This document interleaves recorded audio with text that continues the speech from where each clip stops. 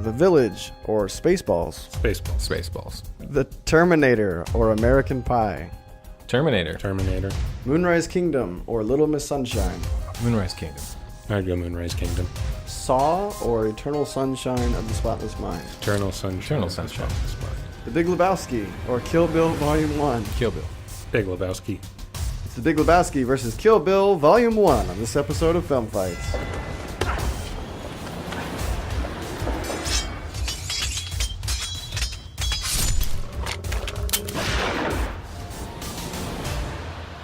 All right, hello everyone. Welcome to Film Fights, podcast where we use a random movie generator to pick two films, and we put two contestants against each other to try to convince me and maybe you, listening out there, on what you're going to watch next. My name is still Matt Dodd. Today I'm joined by Remington, Swales, and David Marsh to represent The Big Lebowski and Kill Bill Volume 1, respectively. Mm-hmm. Welcome back to the show, guys, both returning guests. Thank you. Glad to be here. Thanks for being Nice to be back. Remy, we'll start with you. It's been a little while since I've seen you. Been a while. What's a recent movie you've seen that you enjoyed? I actually just saw The Aviator was on TV the other day, and I kind of sat down and watched the second half of that.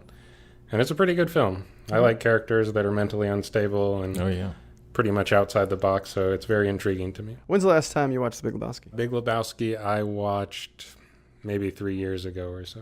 It's a movie that I'll catch every so often on TV. They'll have it on Comedy Central or FX or something of that nature. So if people aren't familiar with The Big Lebowski, just kind of a brief overview what that movie's about. Okay. Bowling or something? Yeah, it starts out that way. It's a bowling about movie. a dude. It's a sports movie. Yeah, bowling. Pretty much. There's a league competition that these three guys are trying to make a team. And then there's this rather inane side story of a guy with the same name who's a philanthropist millionaire whose daughter is kidnapped and being held for ransom, but they mistake these two guys' identities. And he kind of gets embroiled in this whole ransom with a bunch of nihilists and this kind of embezzlement, and there's a whole bunch of convoluted mess going on. But the characters are so compelling and so great that you just have to stay in and watch it. But you want to watch it for these characters, not for the story, because it's very convoluted. We'll get into that. It's just letting people know what the movie's about in general. Yeah. Thank you, though.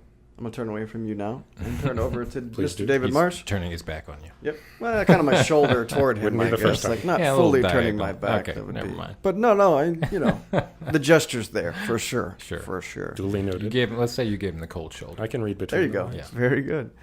So, David, what's a movie you've seen recently that you really enjoyed? The other night I was actually watching Walter Hill's The Driver. It's this 1978 movie. You may have seen it referenced in a bunch of reviews of Drive as a possible source of inspiration for that film. Okay.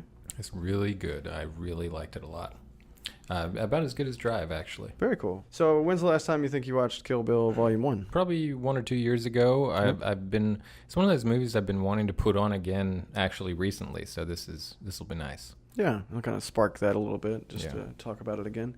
For the people that may not know what Kill Bill is. It is a American-made kung fu film from Quentin Tarantino, one of the best living American filmmakers right now. It is about a female assassin who is betrayed by her fellow assassins and left for dead.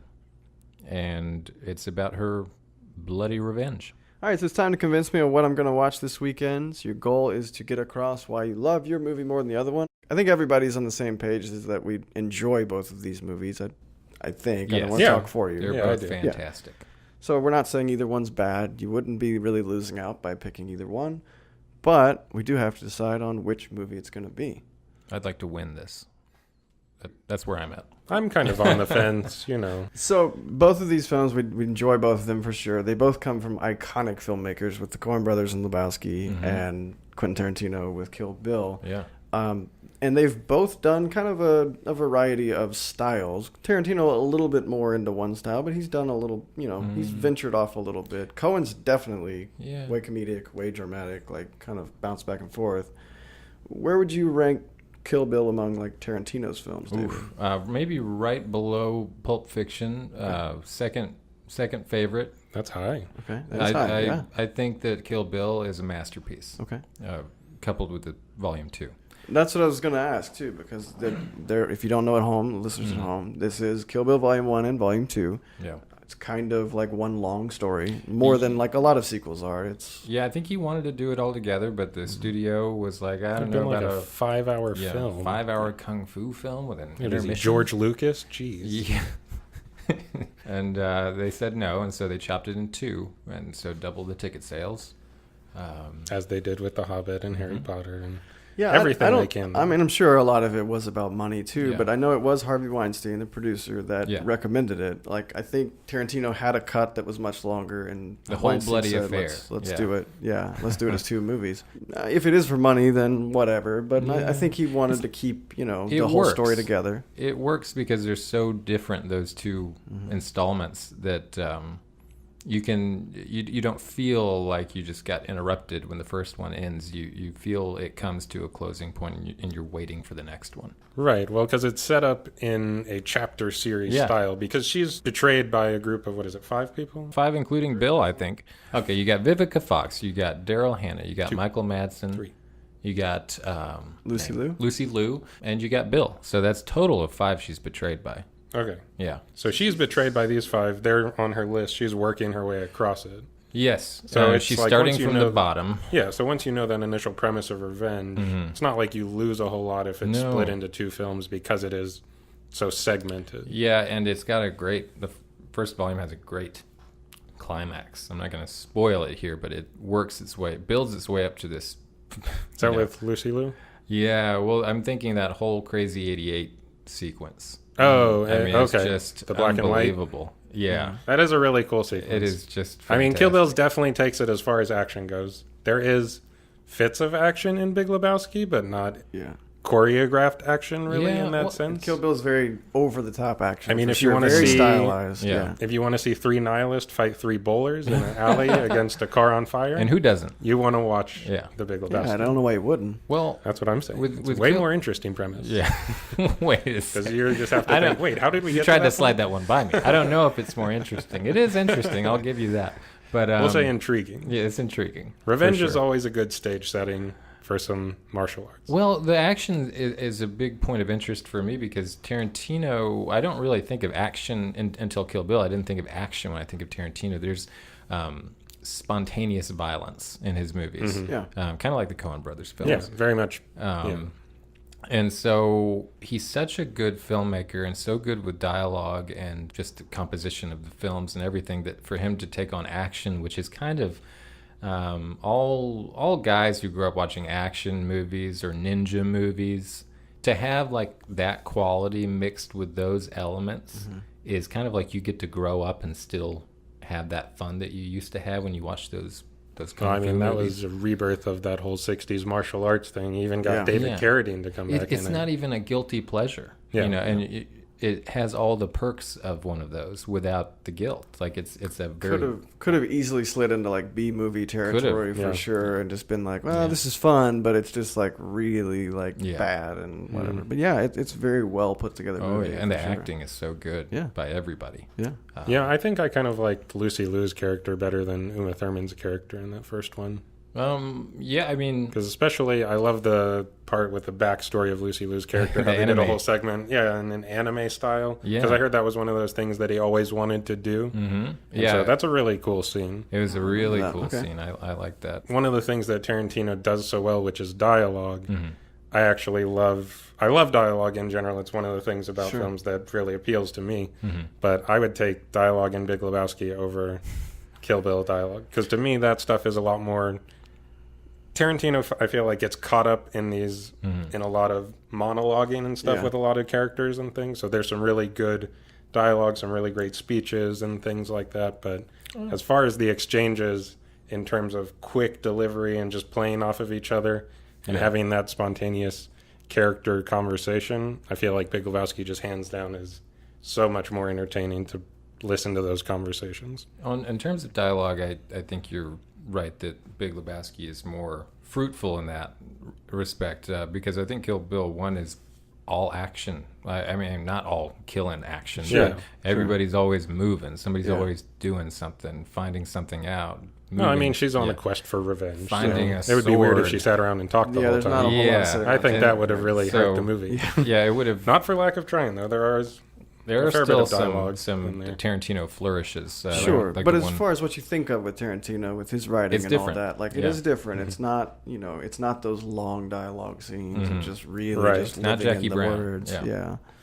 But Now- Big Lebowski has some great exchanges too. Well, and one of the other things I love is just kind of that Kill Bill's a more limited world in a sense because you've got her and the people she's trying to kill. So it's her and those assassins. But Big Lebowski, you've kind of got a whole array of characters between him, Jeff Bridges as the dude. You've got John Goodman. John Goodman as Walter and Steve Buscemi in there, and then Philip Seymour Hoffman's in it, and John right. Turturro, Wow. Sam Elliott. and Tara Reid and Sam Elliott. Yeah. There's just a whole bunch of people who show up, and they're kind of all in these little collectives, and there's great overlapping scenes. And who's the woman in there who's Miss Maud? Miss Julianne Lebowski's Moore? son? Yeah, Julianne Yeah. Moore. Oh, She's yeah. in there and Yeah. is a really cool character. Yeah. So there's just a lot of It's a great busy- array and yeah. diversity of characters that have incredible conversations and are very quick, very witty. But It's a it just- bizarre film. it is. It's something you definitely have to pay attention to. Not when in you a watch bad it. way. It's just like how. This is an awful lot of work that's gone into this movie about this bum that got his rug peed on. You know? Yeah. Well, it's great because he seems like such an innocuous character. Yeah. He's just a guy with virtually no money who likes to hang out with his friends at a bowling alley and get by on little to nothing. Well, speaking of dialogue, I always like how he picks up other people's expressions.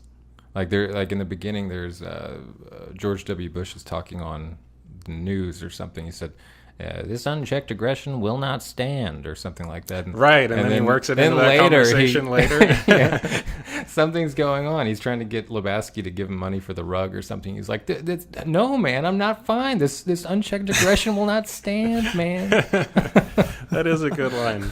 I do love. There's so many of those lines. He steals like 3 or 4 expressions from other people. Yeah. Nice. I just like in the exchange between him and Sam Elliott, where Sam Elliott turns to him and says, "Do you have to curse so dang much, dude?" Like, what the F are you talking about? Yeah. I can see, like, for people that aren't as familiar with these films, like, if you're familiar with the Coen Brothers' other work, like Raising Arizona or Oh Brother Where Art Thou or Burn After Reading, like, am. very similar to those kind of stylistically, and like tone-wise. Right. I think they have a knack comedic for timing. doing characters that are a little more outside the box, kind of a unique. And good, a like, unique brand ensemble of kind of people. things with a lot of good Oh, yeah. supporting roles. And Yeah, just I people mean, coming out very much how everywhere, Oh Brother Where Art Thou kind of has a huge cast of characters that are very entertaining and almost caricatures of actual people, but it plays into that world that they create really well. And everybody works together very cohesively. It's an interesting dichotomy between the two movies because, Kill Bill Volume 1 is, like you said, so simple and so contained in its focus and its characters. And I think that Tarantino said Kill Bill Volume 1 is a straight line. Kill Bill Volume 2 is a getting lost in the woods. And I thought that was a great Unfortunately, way. you only have the first one. I only to have the fight first. for. We're only talking about the first one, but the straight line Yeah. is That's very interesting. Yeah. interesting.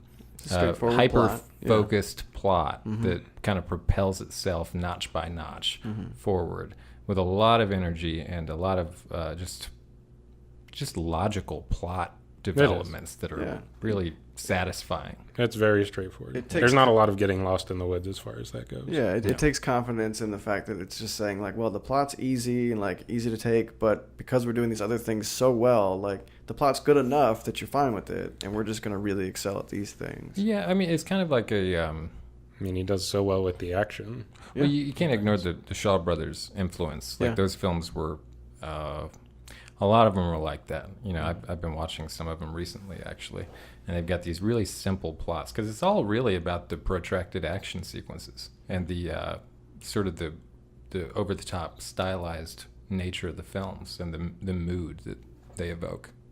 Now, and you would say, like, are you a fan of the Coen Brothers' side of humor, too, David? Like, Oh, yeah, just to I kinda think they're okay. hilarious. Yeah. I actually think Big Lebowski is one of the funniest movies I've ever seen. That rug really tied the room together, man. Yeah, I mean, I laugh every time I see that movie. Sure. There's just so many good lines in that movie that so much of it you won't catch on the first watch. It's one of those things where every time you go back and rewatch it, you'll kind of catch up on new things where he's taking sayings from people he heard earlier, trying to work stuff in. It's layered in a shallow kind of way. It's not like deep layers, but it's layered. Right. It's I mean, but it's one of those things where a lot of stuff will just go by you because it's delivered so effortlessly and nonchalant that when you go back and listen to what they're actually saying, it's really funny. Everything that Donnie pops in with is hilarious. Don, you're like a child who wanders into the middle of a movie and wants to know what's going on. Steve Buscemi keeps on interrupting John Goodman's character, and John Goodman just feels that Buscemi is... Like, I am the walrus. Yeah. What does he say? E.I. Lennon, not John Lennon. Yeah, and so that's always hilarious, just to listen to what Donnie's trying to get in there. Yeah, I mean, the scenes in the bowling alley are probably some of my favorites. Yeah. And then when John Turturro comes in, too, that's... Also, he's a great character, fantastic character. Yeah. I just love this shot of him polishing his bowling ball. He's got it in like a sack hanging right in front of his crotch and just like shimmying it to and fro. And it just looks perverse. That guy really likes his balls.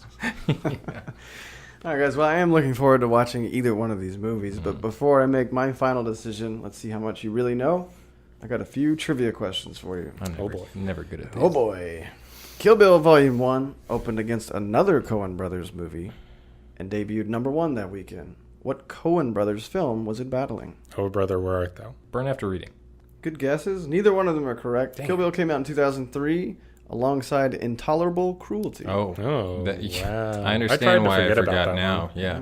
Oddly enough, Kill Bill 2 came out just 4 weeks after Lady Killers. Tom Hanks does a really good accent in that. He's like waffles. We must all have waffles forthwith. These films have exactly the same Metacritic rating at 69% and are very close on IMDb and Rotten Tomatoes. They should both be higher. Yeah, I thought it was very low. Metacritic is... those people are jerks. They are jerks. I don't think I've ever heard of a high Metacritic rating. That's just like their opinion, man. Yeah. They're both on IMDb's top 250 list. Which film do you think is higher, and where do you think it's ranked? Ooh. I'm going to say... Kill Bill's higher. I would say Lebowski's higher. Where do you think they're ranked? They're pretty close. Of the top 250. It's on the top 250 list. Okay. Where does it rank on there? And I'll give you like a 20-place gap. So I've got a 20-place handicap. Yeah, something like that. They are 16 films apart. So technically, you could get both in one shot. Wow. Okay. You should just win automatically if you get them both in that same spread. All right. Kill Bill, I'm going to put in number 189. Okay. I'm going to go higher. I'm going to say 116. Lebowski sits at 154. So you both missed that. Kill Bill is at 170. So Lebowski's higher. Technically, you're within 19. Oh. I was closer than I thought it might be. Big Lebowski is at 154. Just above it is Captain America Civil War. What? Kill Bill is at 170. The movie right above it is Gone Girl from David Fincher. I like Kill Bill and Big Lebowski better than Gone Girl. But I do like Gone Girl. I would agree with that. I like Gone Girl a lot. All right, so before I pick my choice, you guys do get one last word. So Remy, what's your last word on the Big Lebowski? My last word on the Big Lebowski is that you should get to know all these characters. You would be doing yourself a huge disservice if you didn't sit down and watch this movie and take the time to enjoy all these conversations between the dude and Walter and Donnie at the bowling alley, and when Jesus comes up to threaten them about pulling a gun out on the lane to shoot a guy who stepped over the line, and then getting in fights with Nihilist, with Ferrets, and Tara Reid, and Amy Mann's in it too. I forgot about that one. She is. They kept saying they believed in nothing. They're nihilists. We want some money, Lebowski. I want some money. She gave up her toe for this. You want a toe? I can get you a toe by 3 o'clock. Paint it. What color is that? Sorry. I like that. No, Excuse me, it sounds could you like keep your fun. voices down? I was just... No, ma'am. My friends did not die in Vietnam. We could go on. So we could be free here and talk about what we want. It's a quotable movie. You gotta watch it. Fair enough. David, Yeah. you seem into the Big Lebowski too. Yeah, I'm into both of them, but I'm afraid that Kill Bill is a superior choice. Okay. There are so many groups this movie would appeal to. If you're a Tarantino fan, this is one of his best films. I put it right there under Pulp Fiction, which is, one of the best American movies of the 90s. If you like action films, this movie is action-packed. It's got bloody, awesome action. Lots of blood. But it's not too hard to watch because it's so stylized. And Sonny Chiba's in it too. Sonny Chiba makes an appearance for all you Street Fighter fans out there. I love that part where he's like, you say arigato like we say arigato. You say arigato like we say. Very good. Arigato. Anyway, it's got a great cast. You got Uma Thurman, Daryl Hannah, Vivica Fox. It's just a fantastic movie, and it's got an awesome soundtrack. A really weird, eclectic, awesome soundtrack. Yeah. Tarantino's known for good music choices. Yeah. And this one has weird stuff with like flute music, but it's so good and so weird and so off the wall. It's one of my favorite movies. Very good. Very good. I kind of just want to record and let you guys both just quote each film back and forth because Kill Bill Volume 1 is hard to quote because everybody's just killing each other. All the quotes I can think of involve swearing. Like where Lucy Liu runs across the table at the Yakuza meeting. Right? Yeah. Tarantino also is known for being a little high on the language side. If you're into feminist cinema as well, this movie has extremely empowered female characters. Got a lot of agency in these characters. Yeah. That's putting it mildly. It's mostly strong female characters in the film. There's really only two guys. There's a couple. Yeah, there's pretty much Michael Madsen and Bill. And as far as the first one goes, is Michael Madsen even in the first one? He makes a short appearance at the end. He says, that's pretty much here's a quote. All leading ladies. Here's a Michael Madsen quote. That woman deserves her revenge, and we deserve to die. It's pretty good impression. That's pretty good. That, yeah. All right, so I've got to pick one. I'm gonna go with Kill Bill. All right. It's been longer since I've won seen my Kill first Bill. film fight. No. Yeah, congratulations. Muhammad Joma, you're next. It's been one that I've been meaning to rewatch for a while. I wouldn't say I'm a huge fan of Tarantino. I do like his films. I kind of feel like I should give this a shot again. I don't remember loving it as much. I remember liking it, but I don't remember loving it. I will say, too, like I said earlier, I'm a little nervous about you guys manipulating me. I was kind of scared to not pick Kill Bill after at the ending there. You're like, oh, it's a good feminist kind of thing. I'm like, I'm going to get a lot of hate mail if I don't pick. I didn't even know I did that. I got scared. Keep and that especially in mind. right at the end. That PC right card. at the end. You slipped that in and it was like, ooh. I'm going to have to do that for every movie now. I'm going to be probably really protective against that now. Listeners, let us know what you think about The Big Lebowski and Kill Bill, which one you would pick. You can go on our Facebook page at Film Fights Podcast, and you can find me on Twitter at Matthew Dodd. Remy, where can people find you online so they can share their love with you about how much they love The Big Lebowski and why I'm an idiot? I don't know. I try to remain pretty aloof online, so don't look for me. Just leave me alone.